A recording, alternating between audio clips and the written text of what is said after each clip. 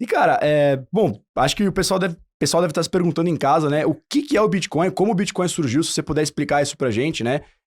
Ele surgiu em meio à crise de 2008, uma crise financeira, mas acho que é legal a gente começar primeiro nesse beabá do Bitcoin e explicando mais essa parte do início mesmo do surgimento. Tá.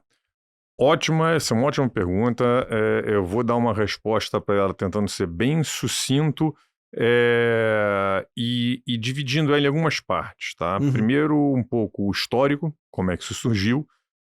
O Bitcoin veio de uma ideia e de uma vontade já antiga de você ter a criação de um dinheiro digital com as mesmas características de um dinheiro físico, mas que fosse de forma descentralizada. É, Se a gente olha o dinheiro nosso analógico, ele tem algumas características, né? Ele é o portador, qualquer transação que você faz com ele é uma transação final, tá? Então, assim, se você vai num bar comprar uma Coca-Cola, você entrega pro cara lá uma nota de R$ 10, o cara já dá a Coca-Cola, ele não pede a tua identidade, ele não pergunta quem você não tem que fazer um cadastro em uma plataforma, e você fez aquilo ali, pegou a Coca-Cola, foi embora, tá feita a transação, tá? Que a gente fala uma transação final. É, Quando o nosso dinheiro evoluiu de um dinheiro analógico para um dinheiro digital, a forma que o mercado e que a indústria financeira encontrou de fazer esse dinheiro digital foi você tendo bancos e instituições que coordenassem essa transferência digital. uhum. Como qualquer arquivo, como qualquer ativo digital, isso é uma entrada numa base de dados, seja ela qual for, e, de novo, como qualquer instrumento digital, você tem uma característica que você consegue copiar ele infinitas vezes sem você ter perda de qualidade. Você faz isso com um vídeo no WhatsApp, você faz isso com um áudio no WhatsApp, você faz isso com mensagem. A mesma coisa, em tese, você poderia fazer com um dinheiro digital. Então, como é que você impede de que você pegue esses R$ 1.000 que você tem na tua conta, por exemplo, e que você faça várias compras de R$ 1.000 em várias partes diferentes ao mesmo tempo, se você não tivesse uma entidade central que garantia que você tem aqueles R$ 1.000 e à medida que você gastou esses R$ 1.000, ela não deixa que você gaste isso mais de uma vez. É o famoso problema de duplo gasto. Isso tinha uma tentativa muito grande de você resolver esse problema do duplo gasto sem depender de uma entidade central, de um banco, de uma instituição de pagamento, até de um banco central. E isso, você teve várias tentativas, sei lá, desde os anos 80 de resolver isso, e só foi solucionado em termos de tecnologia pelo Satoshi Nakamoto, com o white paper lá em 2008 e com um sistema entrando em funcionamento em 2009. Então, em suma, o Bitcoin foi a primeira solução de você ter um dinheiro digital com as mesmas características do dinheiro físico, mas de forma descentralizada. Interessante que isso veio ali de uma área da internet muito, vamos falar assim, libertária, anárquica, aquela coisa dos Cypherpunks. cypherpunks, etc, etc. Teve um contexto histórico muito específico da crise de 2008, aquela coisa contra os bancos, moral hazard. Então isso tudo meio que deu essa cor inicial do Bitcoin como essa coisa assim mais libertária, tá? À medida que o mercado foi evoluindo, a tecnologia foi evoluindo, isso veio mudando um pouquinho, a gente vai falar um pouco disso Uhum, agora, até da questão até do próprio Bitcoin como dinheiro. Hoje o mercado não vê Bitcoin como dinheiro, a gente pode uhum. discutir isso. E isso também talvez, entrando mais na parte de tecnologia, falando um pouquinho do histórico, agora entrando um pouquinho mais na parte de tecnologia, talvez a coisa mais interessante e talvez mais brilhante da invenção do Bitcoin. É que o Satoshi, primeiro, ele juntou uma série de tecnologias e desenvolvimentos passados, que já aconteceram. O primeiro, vamos falar assim, desenvolvimento que você teve em termos de tecnologia para que permitiu o Bitcoin da década de 70. É a questão Blockchain. da criptografia de dupla chave, chave Uhum. privada e chave pública. Depois tem várias pessoas desenvolvendo. Porra, Adam Black, o Nick Szabo, vários projetos aí no meio do caminho. O Satoshi foi o primeiro cara que juntou isso tudo e conseguiu criar um sistema, uma tecnologia que permitisse a existência desse ativo. E o que é interessante aí é que embora o Bitcoin como ativo tenha muita inovação e tenha muitas coisas interessantes que a gente vai comentar aqui, para ele existir, o Satoshi teve que inventar todo um sistema, toda uma tecnologia que, como inovação, talvez seja até mais inovador do que o próprio Bitcoin e que tem muitos desenvolvimentos disso aqui. Toda a tecnologia de blockchain e de cripto que foi desenvolvida depois do Bitcoin, começou ali em 2013 com o advento do Ethereum e tudo que a gente tem hoje, veio desse marco inicial, desse sistema que o Satoshi teve que inventar para permitir você ter esse instrumento digital descentralizado. E isso é muito interessante em termos de tecnologia, porque quando você tem uma tecnologia que ela é interessante e que ela tem alguma aplicação mais genérica, ela tende a se desenvolver de uma forma que não necessariamente foi a forma pensada pelo inventor lá no início. A própria internet é um exemplo disso. A internet ela foi inventada para finalidades militares. Guerra Fria, você tinha aquela questão toda de, cair um míssil da Rússia nos Estados Unidos, então, se o cara destrói o teu centro de comunicações, você não tem comunicação com as tropas, acabou, você perdeu a guerra ali. O que se inventou? Olha, temos que inventar uma forma de transferir, vamos assim, disseminar informação de forma descentralizada. Se o cara está com um míssil aqui, eu não tenho mais esse servidor aqui, eu passo para outro servidor. Isso foi a ideia original da internet. Então, assim, o cara que inventou isso lá jamais pensaria que hoje a gente estaria fazendo tudo que a gente está fazendo com a internet da forma que está. Então, de novo, uma tecnologia genérica que com algumas características aí de ser open source, de ser não permissionada, que também existem em cripto, descentralização, você permite que a inovação continue e que o próprio mercado, a própria sociedade vai desenvolvendo e vai dando outros usos para a tecnologia. Isso é exatamente o que está acontecendo em cripto como tecnologia maior. Então, esse é o principal, sim, não só o contexto histórico, como a questão da tecnologia. E aí, vamos lá, o que é essa tecnologia que foi inventada? Basicamente, é uma base de dados distribuída, tá? E onde você cria uma rede, onde os próprios participantes da rede têm acesso a essa base de dados distribuída e essas transações, essa validação das transações, como eu dei o exemplo, num ambiente centralizado, essa validação de se você tem aqueles R$1.000 é feita por um banco ou por uma instituição financeira, no caso do Bitcoin no blockchain, isso é feito pela própria rede.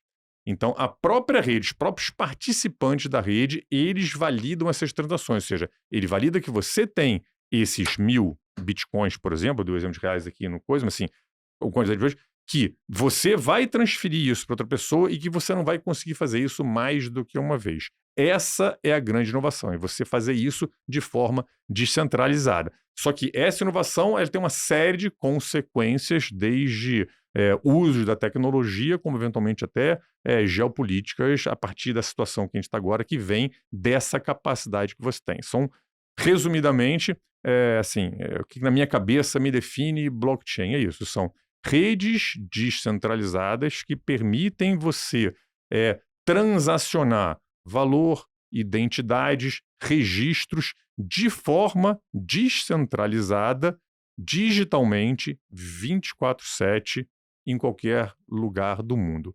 Muito parecido com o que a própria internet fez com a informação. Então, se eu te resumir, esse seria meu resumo para o que é essa tecnologia, que isso tem que entrar muito aí nos meandros da coisa. Eu acho que a comparação que o Portilho faz aqui entre a internet e o Bitcoin esclarece uma dúvida que muita gente tem quando está começando a aprender sobre blockchain, que é a diferença entre o BTC e o Bitcoin, a rede em si, né? E, cara, esse paralelo aí é perfeito, né? Porque a internet é o quê? É um monte de servidor, de empresas de telecomunicações, e o Bitcoin é um monte de nós também. Isso. A diferença é que você consegue rodar um nó. Falando um protocolo comum, que todo mundo entende, tá? Isso é coisa muito interessante também, que eu vou dar um exemplo nisso aqui. Hoje, quando você usa a internet para mandar, por exemplo, um e-mail, você como usuário, você não está preocupado em que sistema operacional você está usando, que aparelho você está usando. Eu não quero saber isso. Você está mandando, e você não também está preocupado em o que o cara para o qual você está mandando um e-mail, ele tem na outra ponta. Então, você não quer saber se o cara está usando Windows, celular, desktop, Android, iOS, Linux, não interessa. Você sabe que você vai mandar aquilo ali e vai chegar. Então, o que acontece? Assim, você, como todo mundo fala o mesmo protocolo, você não tem que se preocupar em falar com cada tecnologia nas pontas. Diferente hoje, por exemplo, se eu quero mandar um Pix para um cara no Japão, eu não consigo. São sistemas completamente diferentes, fechados. Eu estou aqui no Sistema Brasileiro de Pagamentos, que é fechado, o Japão tem um deles, assim, cripto, ele traz para a indústria financeira, por isso que a gente chama de até da internet do valor, que é aquele exemplo que eu dei, a capacidade de você, todo mundo fala o mesmo protocolo, você não tem que se preocupar com as pontas e as aplicações nas pontas da rede. Do mesmo jeito que você manda um e-mail, eu posso mandar um Bitcoin para você, basta você me mandar por teu endereço, eu vou mandar e acabou. Eu aperto no botão e chega.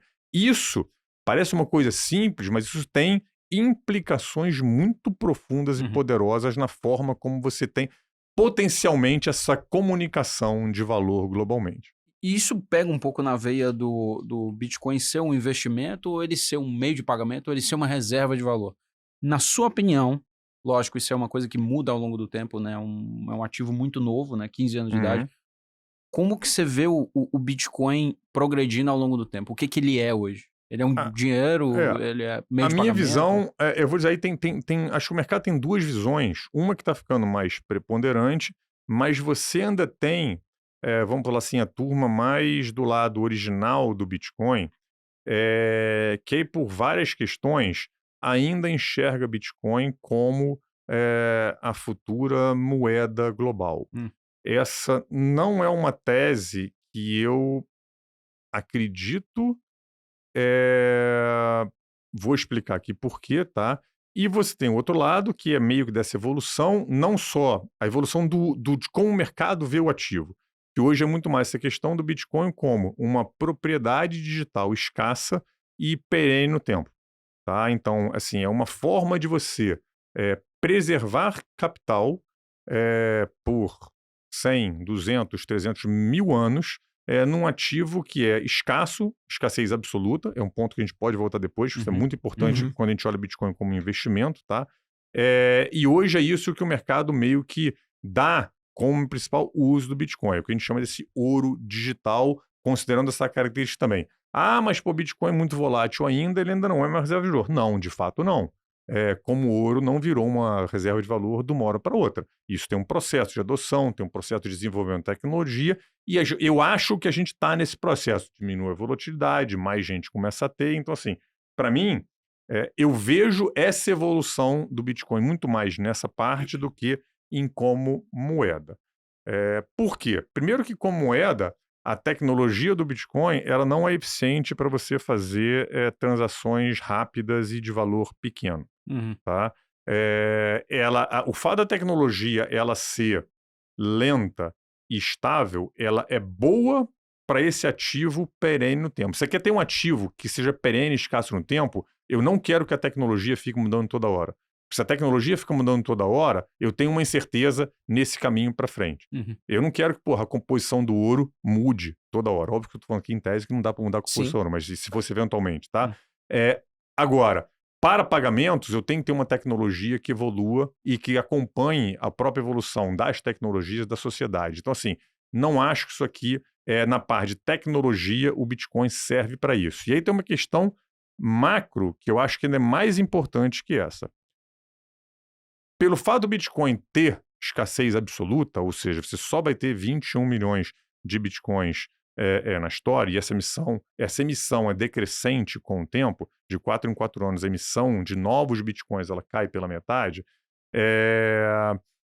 você tem um ativo que, embora hoje ele não seja deflacionário, a base, o inflacionamento, inflação não é a palavra certa, pessoal, o aumento da base monetária do Bitcoin, ele diminui ao longo do tempo.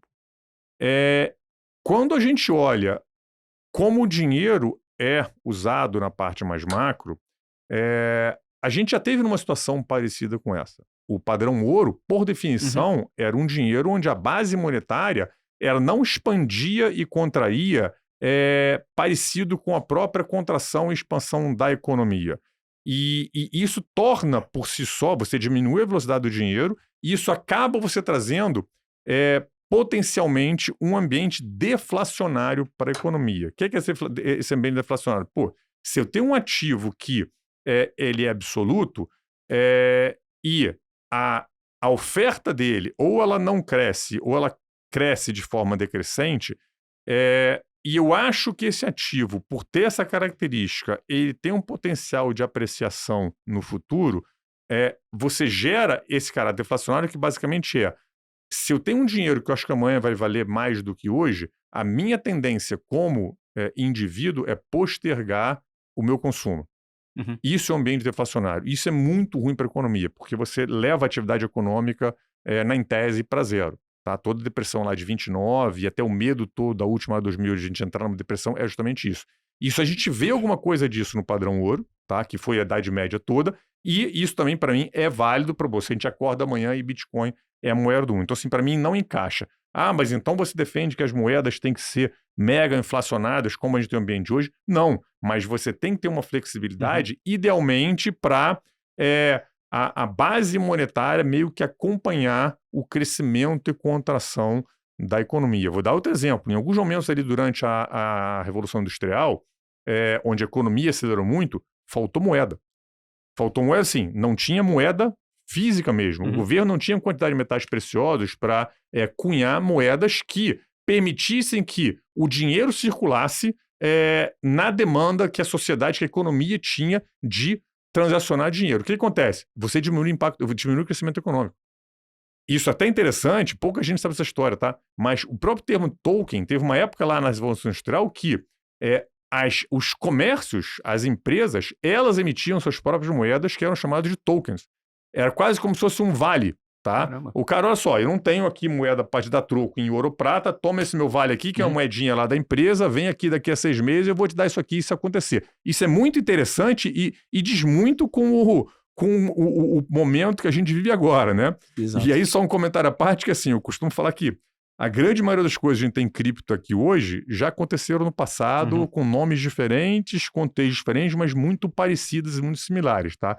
Então assim, olhando hoje essa parte não só econômica, mas de tecnologia, eu não acho que o Bitcoin é essa nova moeda digital que foi pelo qual ele foi inventado. Mas ele tem uma senhora possibilidade de ser esse ativo digital com escassez absoluta e, eventualmente, uma reserva de valor digital daqui para frente. Por sinal, a gente vive numa sociedade hoje digital, 24/7, e certamente o ouro não é a reserva de valor para essa sociedade. Tem questões geracionais, tem as questões aí do histórico, mas assim, em tese, eu consigo imaginar um mundo digital daqui para frente onde você tem uma reserva de valor digital.